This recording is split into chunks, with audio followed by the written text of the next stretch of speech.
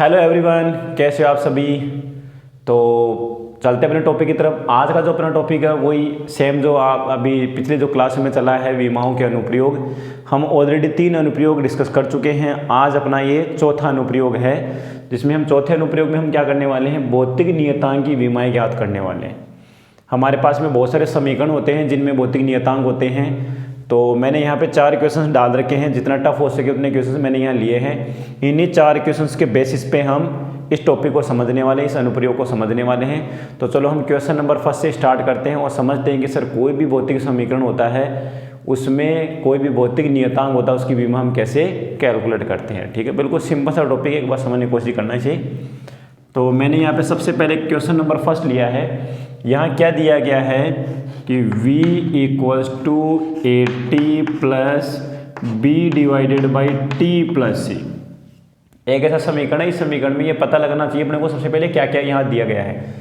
यहाँ दिया गया है वेग, v तो है यहाँ पे वेग, t है यहाँ पे समय, और बाकी आपका a, b और c, ये तीनों भौतिक नियतांक है। क्या है? तीनों भौतिक नियतांक। इनकी विमाएँ अपने को ज्ञात करनी है। जब इनकी विमाएँ हम ज्ञात करेंगे ABC का, तो हमें क्या क्या किन किन चीज़ों का ध्यान रखना पड़ेगा। सबसे पहले हम एक चीज़ देखेंगे कि समान प्रकार की भौतिक राशि जोड़ी जाती है और समान प्रकार की भौतिक राशियाँ घटाई जाती है। क्लियर है यहाँ तक? तो हमें यह देखना पड़ेगा सर यहाँ प्लस लग रहा है, यहाँ भी प्लस लग रहा है।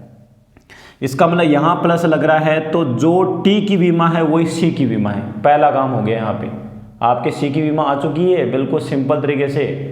दूसरा, यहाँ प्लस लग रहा है तो इसका मतलब ये हो गया कि सर ये जो AT है ना, ये V के बराबर ही है, और ये जो B/T प्लस C है ये भी V के बराबर है। मतलब AT भी वेग को दर्शा रहा है और B/T प्लस C भी वेग को दर्शा रहा है। T प्लस C तो T रहेगा आपका, समय में समय ऐड किया गया तो नीचे समय आएगा। इसका मतलब सर किस चीज़ में समय का भाग दे कि वेग मिल जाए। इसका मतलब ये विस्थापन है B यहाँ पे। समझ में आया? यहाँ B की विमा विस्थापन की विमा के बराबर आएगी। दूसरी चीज़, सर समय को किससे गुणा करें कि वेग आ जाए। तो बच्चों, त्वरण को जब हम समय से गुणा करते हैं तो वेग आता है। इसका मतलब यहाँ पे A जो नियतांक है ना, वो यहाँ पे त्वरण है। तो हम यहाँ पे अगर तुलना करें, V की जो विमा है वो ही AT की विमा है, और V की विमा क्या हो गई आपके पास में, m0L1 T⁻⁻1।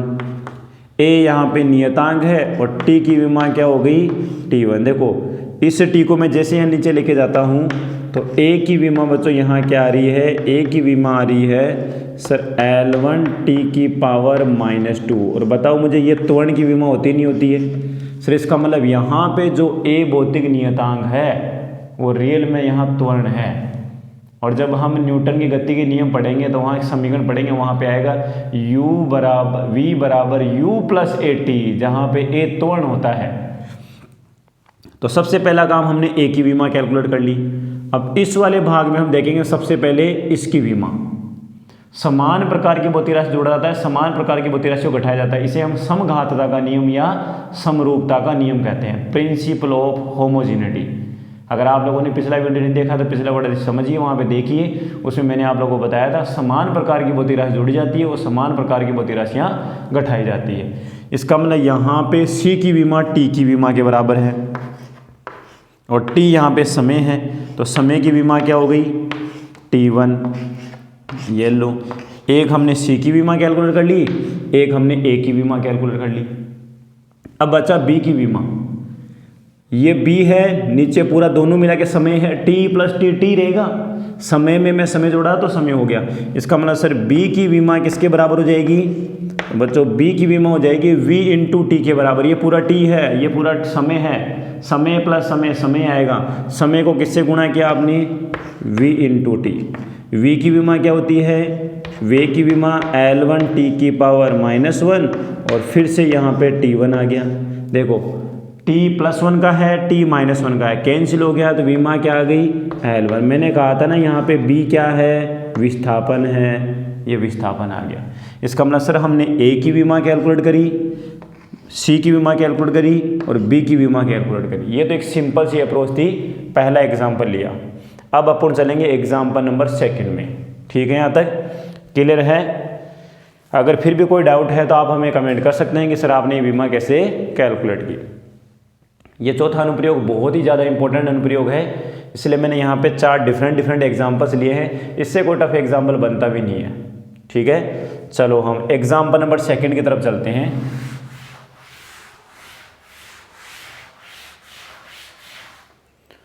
बोर्ड बहुत ज़्यादा ख़राब हो गया बच्चों, चलो देखते हैं एक बार। एग्जाम्पल नंबर 2 की तरफ चलते हैं पुनः।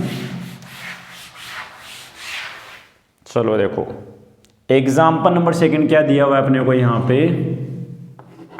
एक कोई कण है, उसकी स्थिति, मतलब कण गतिमान है, वो कहाँ किस समय पे कहाँ पे है, उसकी स्थिति कुछ इस तरह से दी गई है।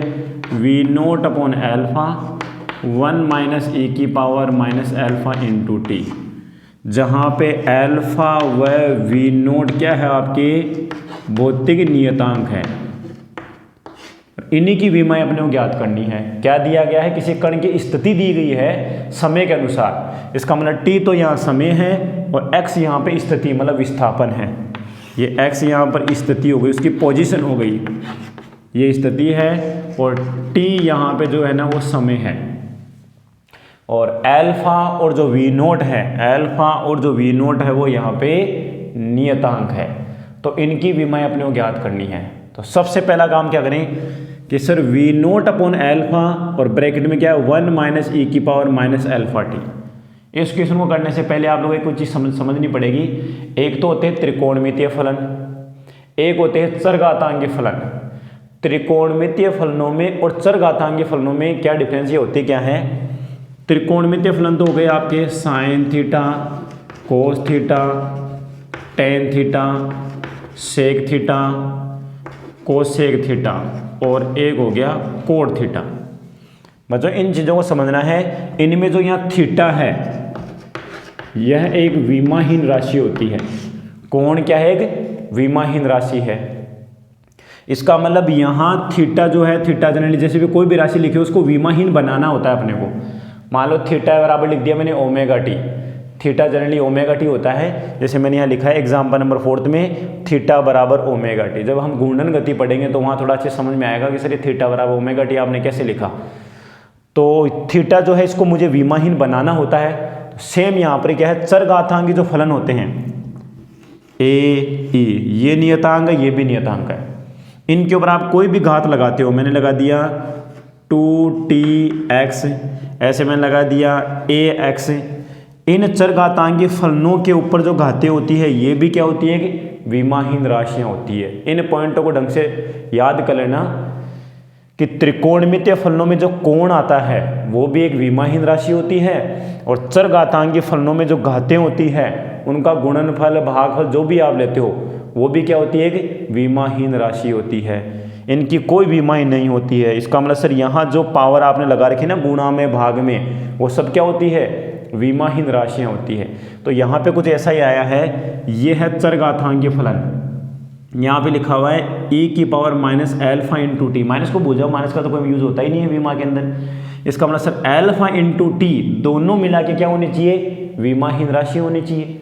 तो बताओ विमाहीन राशि कैसे आ सकती है, सर समय तो विमाहीन नहीं होता। इसका मतलब जो समय की विमा है उसकी उल्टी विमा, उसके व्युत्क्रम की विमा कौन है, एल्फा की विमा, तभी कटेगा। इसका मतलब सर टी और एल्फा दोनों का जो गुणनफल है वो क्या है, एक विमाहीन राशि है। तो एल्फा इंटू टी बराबर क्या हो गया, विमाहीन। सर एल्फा की विमा अपने को नहीं पता, टी की विमा कितनी हो गई t1, और इधर क्या है m0 l0 t0।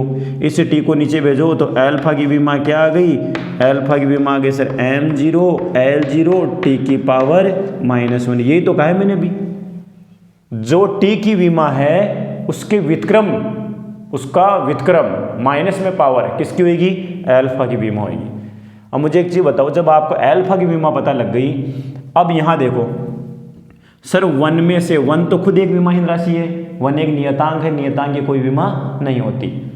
जो आपके कांस्टेंट पद होते हैं, अचर पद होते हैं, उनकी कोई विमा नहीं होती। इसका मतलब 1 में से भी आपने सर कोई संख्या घटाई होगी, 1 में से भी कोई संख्या घटाई होगी। तो ये तो आ गया आपका पूरा नियतांक मान 2 3 4 जो भी है। साथ में क्या है वी नोट अपॉन अल्फा। इसका मतलब जो x की विमा है वही किसकी विमा है, वी नोट अपॉन अल्फा। इसको भूल जाना है सर, ये भी एक पूरा विमाहीन है, ये भी पूरा विमाहीन है, लेकिन ये विमाहीन नहीं है। वी नोट अपॉन अल्फा किसके बराबर आएगा, x के बराबर। वी नोट अपॉन अल्फा की जो विमा है वो x की विमा के बराबर आएगी। अब इसमें क्या चाहिए था सर, इसकी भी विमा नहीं पता थी, इसकी भी विमा नहीं पता थी। इसकी विमा हमने किससे कैलकुलेट करी, यहाँ से कैलकुलेट करी। तो सर हमें अल्फा की विमा पता लग गई, तो वी नोट की विमा तो हम वैसे भी कैलकुलेट कर सकते हैं। वी नोट अपॉन अल्फा की जो विमा है, वी नोट अपॉन अल्फा की विमा किसकी विमा के बराबर होगी, x की विमा के बराबर। वी नोट की विमा नहीं पता, अल्फा नोट यहाँ, अल्फा इधर लिया है, x इधर लिया है। अल्फा की विमा कितनी है, t की पावर -1, और x की विमा क्या हो गई, L1। दूरी है ना, विस्थापन है, तो वी नोट की विमा क्या होगी, L1 t की पावर -1। ठीक है, वी नोट की विमा क्या हो गई, L1 t की पावर -1।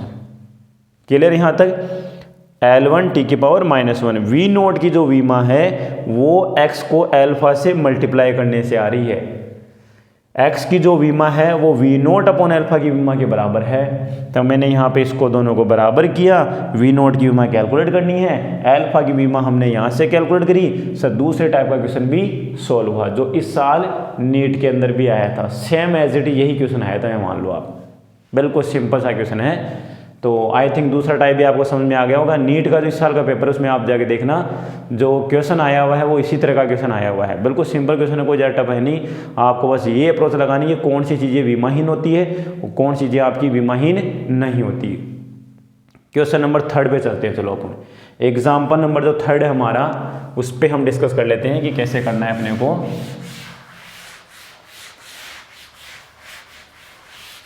देखो बच्चों, एग्जाम्पल नंबर जो 3 है अपना, वो क्या दिया हुआ है यहाँ पे,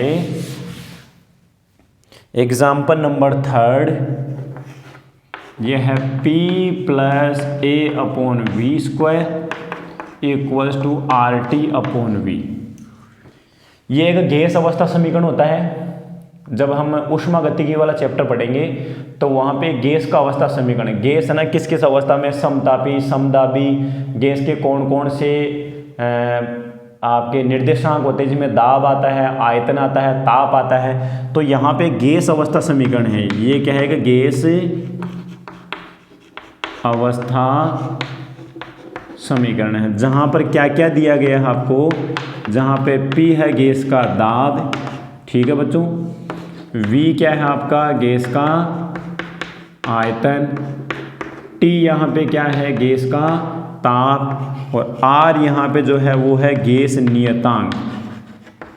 R यहाँ पे क्या है गैस नियतांक, जिसका मान होता है 8.3 जूल पर मोल पर केल्विन। ये मात्रक चलो बाद की बात है, अभी आपने पढ़ा नहीं गैस नियतांक क्या होता है, लेकिन वही अगर आप हमारे साथ जुड़े हो तो लगातार जुड़े रहिए, लास्ट तक आपको एक एक टॉपिक और एक एक लाइन को बिल्कुल बेसिक से आपको करवाएंगे कंप्लीट। तो यहाँ पे क्या बोला गया है, जो A है वो यहाँ पे एक नियतांक है, A यहाँ पे क्या है एक नियतांक है, इसकी विमा ही आपको कैलकुलेट करनी है। तो अब क्या करें सर, ये तो क्वेश्चन बहुत टफ लग रहा है। नहीं, ये क्वेश्चन बहुत ईजी है। मैंने क्या कहा, आपको बार बार प्लस माइनस साइन देखना है, कौन सी भौतिक राशि विमाहीन होती है, कौन से नहीं होती है। त्रिकोणमितीय फलन और चरघातांकी जो फलन होते हैं वो विमाहीन राशियाँ होती हैं, लेकिन यहाँ पे लगा है P के साथ में प्लस, इसका मतलब सर ये भी दाब है तो A/v² भी क्या होना चाहिए, दाब होना चाहिए। और ये RT/v भी, ये भी क्या होना चाहिए, दाब। दाब में दाब को ऐड किया तो क्या मिला, दाब मिला। इसका मतलब सर यहाँ पे A/v² की विमा किसके बराबर, दाब के बराबर। तो सर इसका मतलब A की विमा किसके बराबर है, P × v² के बराबर। अब भाई दाब की विमा तो आनी चाहिए अपने को। दाब बराबर क्या होता है, दाब बराबर होता है बल बटे क्षेत्रफल। दाब बराबर क्या होता है बच्चों, दाब बराबर होता है बल बटे क्षेत्रफल। अब हम दाब की विमा कैलकुलेट कर सकते हैं।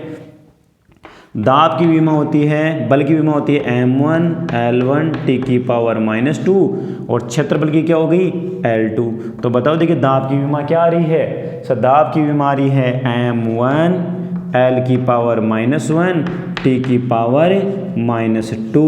ठीक है, दाब की विमा क्या आ गई, m1 l की पावर -1 t की पावर -2। अगर दिख नहीं रहा तो आप आराम से l2 को ऊपर ले जाके देखिए वहाँ पे क्या आ रहा है। तो सर दाब की विमा क्या आ गई, m1 l-1 t की पावर -2 मल्टीप्लाई किससे कर रहे हैं, v²। और v क्या होता है, v होता है आयतन। सर आयतन की जो विमा होती है ना वो होती है l3 लंबाई इंटू चौड़ाई इंटू ऊंचाई। तो इसका मतलब सर हमारे पास में जो विमा आ रही है वो क्या आ रही है, मैं यहाँ कर देता हूँ, दाब की विमा आ गई m1 l-1 t की पावर -2 और आयतन की विमा होती है l3 स्क्वायर लगा रखा तो कितना हो गया, l की पावर 6। क्लियर है कैसे किया मैंने। आयतन की विमा होती है लंबाई इंटू चौड़ाई इंटू ऊंचाई, मतलब मीटर3 l3, तो ऊपर स्क्वायर तो कितना हो गया 6। अब बताओ विमा क्या आई, देखिए सर m1 l की पावर 5 t की पावर -2। चलो ये हमारे पास में नियतांक A है जिसकी विमा भी हमने कैलकुलेट कर ली। ये भी एक सिंपल सा एग्जांपल था। आई थिंक क्लियर हो गया होगा कैसे किया है मैंने।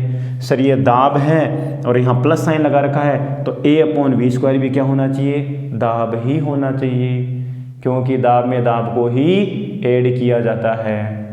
द्रव्यमान में द्रव्यमान को, लंबाई में लंबाई को, समय में समय को, बल में बल को, ये सब चीज़ें आपको पता है। इसको हम बोलते हैं समघातता का नियम या प्रिंसिपल ऑफ होमोजेनिटी। ठीक है, समान प्रकार की भौतिक राशि जोड़ा जाता है, समान प्रकार की भौतिक राशियों को घटाया जाता है। चलो अब हम चलते हैं एग्जाम्पल नंबर 4 पे। एग्जाम्पल नंबर 4 पे देखो, एग्जाम्पल नंबर 4 हमें क्या दिया गया है यहाँ पे, y = a sin ωt+k। ये जो समीकरण है जो मैंने लिखा है ये जनरली एक तरंग का समीकरण होता है। जो तरंग चलती है वो एक तरंग का समीकरण है। ये मैंने लिख दिया यहाँ पे तरंग का समीकरण। तरंग भी दो प्रकार की होती है, एक होती है अनुदैर्ध्य और एक होती है अनुप्रस्थ। अनुप्रस्थ तरंग, ये जो मैंने इक्वेशन लिया, समीकरण लिया है, ये अनुप्रस्थ तरंग का समीकरण है। अनुप्रस्थ तरंग में क्या होता है, कण तरंग इस दिशा में आगे बढ़ती है और तरंग के जो कण है या जो माध्यम के कण है वो उसकी तरंग संचरण की गति के लंबवत कंपन करते हैं, ऐसे ऊपर फिर नीचे, ऊपर फिर नीचे, फिर ऊपर फिर नीचे, फिर ऊपर फिर नीचे। और ये जो ग्राफ होता है ना, साइन थीटा का ग्राफ भी होता है बच्चों, ध्यान रखना है। तो ये साइन थीटा है यहाँ पे, जहाँ ए क्या होता है, ए यहाँ पे होता है आपका आयाम, उस तरंग का आयाम। आयाम किसे कहते हैं, ये जो आपकी मैंने एक लाइन ली है इसको बोलते हैं माध्य स्थिति। कोई भी चीज़ जब कंपन करती है, दोलन करती है, तो अपनी माध्य स्थिति के इर्द गिर्द कंपन करती है। वैसे इतना ऊपर, फिर वापस यहाँ पे, फिर नीचे, फिर वापस माध्य स्थिति पर, फिर अधिकतम। तो माध्य स्थिति से जो अधिकतम विस्थापन है, माध्य स्थिति से जो अधिकतम विस्थापन, उसे हम क्या कहते हैं, आयाम कहते हैं। और बाकी जितनी भी वैल्यूज है ना, इन सबको हम क्या बोलेंगे, ताक्षणिक स्थिति बोलते हैं, ताक्षणिक मान बोलते हैं। उसकी स्थिति टी समय पे यहाँ थी, फिर यहाँ हो गई, फिर यहाँ हो गई, फिर यहाँ हो गई। वो धीरे धीरे वाइब्रेट करता हुआ ऊपर तक जाएगा, फिर वाइब्रेट करता हुआ नीचे तक आएगा, फिर नीचे जाएगा, फिर माध्य स्थिति पे आएगा। इसका मतलब यहाँ जो तरंग का समीकरण दिया गया है, इसमें y तो है उसकी स्थिति, ये भी तो a भी तो स्थिति है, लेकिन ये कौन सी स्थिति है, अधिकतम विस्थापन है। तो सर ये भी विस्थापन ही है, आपका विस्थापन है, जिसको हमने बोल दिया आयाम। तो ये है आपका विस्थापन, ये भी विस्थापन ही है, लेकिन ये विस्थापन है किसी दिए गए समय पर, t = 0, t = 1 सेकेंड। लेकिन ये फिक्स होता है आपका आयाम जो है वो फिक्स है कि 2 मीटर अधिकतम जाएगा, 2 मीटर अधिकतम ही जाएगा, नीचे 2 मीटर अधिकतम जाएगा तो नीचे 2 मीटर अधिकतम जाएगा। जबकि y का मान 0.5 मीटर भी होगा, 1 मीटर भी होगा, 1.5 मीटर भी होगा और अधिकतम 2 मीटर तक जाएगा। a यहाँ पे आयाम हो गया, ओमेगा यहाँ पे क्या है, ओमेगा यहाँ पे होती है कोणीय आवृत्ति या कोणीय वेग बोल दो, और t यहाँ पे क्या है, t यहाँ पे समय है, और k यहाँ पे नियतांक है। मुझे इसी की विमा ज्ञात करनी है, यहाँ जो k दिया है जिसको हमने नियतांक बोला है, इसकी विमाई हमें कैलकुलेट करनी है। चलो सबसे पहले हम चेक करते हैं कि सर इसको करेंगे कैसे। ये कोणीय आवर्ती क्या होती है, देखो यहाँ जो a है आयाम, उसकी विमा y की विमा के बराबर होगी और y में यहाँ क्या है विस्थापन, तो a की विमा तो सीधा याद कर लो L1 हो गई, m0 L1 T0। अब बात करते हैं इसको कैसे करते हैं। अभी मैंने कहा था ना sign theta, cos theta, tan theta, ये भी थीटा ये भी थीटा है, कोण में कोण को ही जोड़ा जाता है। इसका मतलब सर यहाँ ओमेगा टी क्या है, कोण है, तो ये भी कोण का ही एक प्रतिरूप है, कोण ही एक टाइप से मान लो आपका। तो सर यहाँ कोण है तो यह एक विमाहीन राशि होनी चाहिए, ये अगर आपका कोण है तो यह एक विमाहीन राशि होनी चाहिए। इसलिए यहाँ पे जो मैंने k लिखा है ना, इसके साथ मुझे लगाना पड़ेगा x। रियल में समीकरण में यहाँ पे क्या आता है, x आता है, ओमेगा टी प्लस के एक्स। मैंने यहाँ पे k अकेला सिंगल लिख दिया है यहाँ पे, वैसे यहाँ पे क्या आएगा x, नहीं वरना ये तो विमाहीन राशि हो जाएगी। यहाँ पे जो k है नियतांक है वो क्या बन जाएगी, एक विमाहीन राशि बन जाएगी। अब मैंने यहाँ जो x लिखा है ना वो यही है आपका, जैसे y स्थिति है वैसे यहाँ x भी क्या है, स्थिति है। तो बताओ कैसे करें। सर ओमेगा टी एक विमाहीन राशि है तो kx भी क्या होना चाहिए, एक विमाहीन राशि होना चाहिए। तो सर kx एक क्या हो गया, विमाहीन। सर जब kx विमाहीन हो गया तो k की विमा बराबर कितना हो गया, सर ये तो आ गया आपका m0 L0 T0 और x को मैं नीचे ले गया तो x क्या हो गया, L1। x क्या हो गया, L1। स्थिति की विमा तो L1 ही होती है। सर जब L1 ऊपर जाएगा तो क्या हो जाएगा, m0 L-1 T0। ये लो आपका k जो नियतांक है उसकी भी विमा हमने कैलकुलेट कर ली। क्या आप ओमेगा की विमा कैलकुलेट कर सकते हो, बिल्कुल सर ओमेगा की भी कर लेंगे, क्या दिक्कत है। जो कोणीय आवर्ती है, जो कोणीय वेग है, उसकी विमा भी हम कैलकुलेट कर लेंगे। अभी मैंने कहा ओमेगा टी क्या है, थीटा ही है, और थीटा भी क्या होती है, एक विमाहीन राशि, ये भी विमाहीन ये भी विमाहीन। तो सर ओमेगा टी बराबर कितना हो गया, m0 L0 T0। तो भाई ओमेगा की विमा क्या हो गई, sir m0 L0 T0 divided by T1। तो सर ओमेगा की विमा हो गई m0 L0 T की पावर -1 प्रति सेकंड, T की पावर -1। क्लियर है। तो सर कोणीय आवर्ती की विमा क्या होती है, m0 L0 T की पावर -1।